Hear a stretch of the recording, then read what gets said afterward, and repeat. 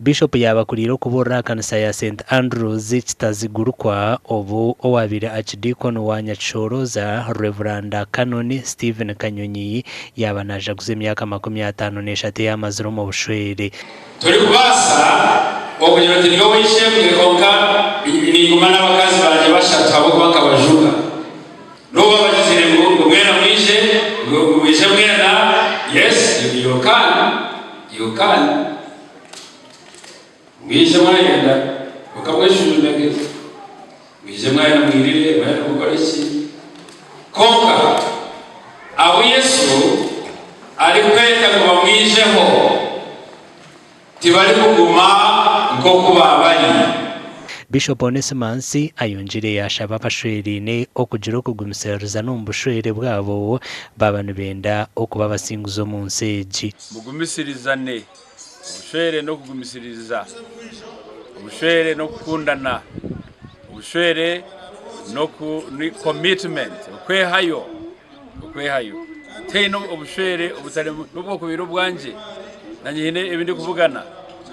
umusharo banje akazaruwo maka agomuserukare ishaka yo muserukare wa amini yazarugo baraks nyewe nkazarwo maka tatakari yo mushomesa we kanisa yazarugo munjo yo mushomesa turi kushana. Reverend Canon Stephen Kanyonyi hamwe na Mary Kanyonyi bajagwize myaka 53 mu bushwere basima Ruhanga kubaniza rw'umukagaba umushishwe n'abakazi bashatu garuka mukikakerizo batikiti cyamwe basa no kugumisiriza kugira ngo amakaganguhi gagumire kuko ko rugagumyana gakurema kandi uwikiriza ngo gumisirize birije n'ugabasa. Omurimba Rasite MP wa Mbara City House mwine mpaka yarabura bakurista batandikire kusiba nibiruka haba kwenda kwesimba bakarga gukora mwine mpaka kugambe ebi no yaba ari omujenyi mukuru aha mukoro go kurundana sente miliyoni 26 ezo kugura ebyoma byekereziya ya Kibaya omuri Nyakayojo mu Rurembo Mbara ndaba umuyobaka kwinawe barugo urumdini baseba nabanyabo kwene twaha twakomudi kwene amashanyarazi tugaha abakristayo n'abakristo bijoka leta mizi nagaha chakati iwara turije kunyura hano dushama n'arabo dushama bakikugambagiti omuyanga yona amarwara gatumye chance kuba credit turingabantu batanu mwine mpaka yayonjera yarabura abanyambara bahugire umuntaro z'akaruru bakanga gukora bari n'amashaza mu Kibaya garenga aba bana betaga transport abemezi banyabagayi atwasinye baba usende mwazari amaye karakaza transport ikaza kugiye nanga wabakaine nyamiya bakabine transformir bikaza kuye transforme kugireka Kibaya.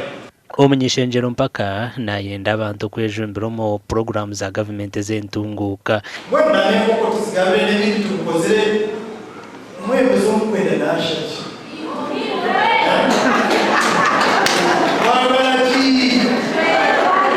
esente zirukurenga miliyoni 10 nazo zarundanwa kandi mwine mpaka yabashajikana miliyoni 2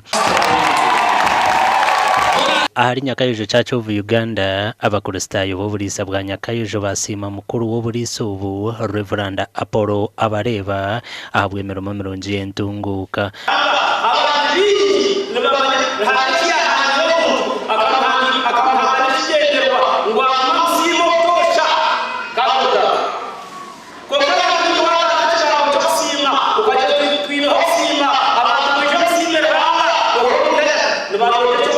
Nija Nyakayojo kwatanisa n'abakristayo ba Nyakayojo simiraho Apollo Reverend Apollo obamba sima ahabwe ntunguka yaretse mu Nyakayojo eby'amashomero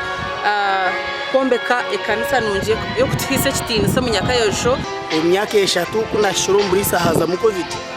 kunkani imanyisa ekanisa ya Kristo nguhanga nakora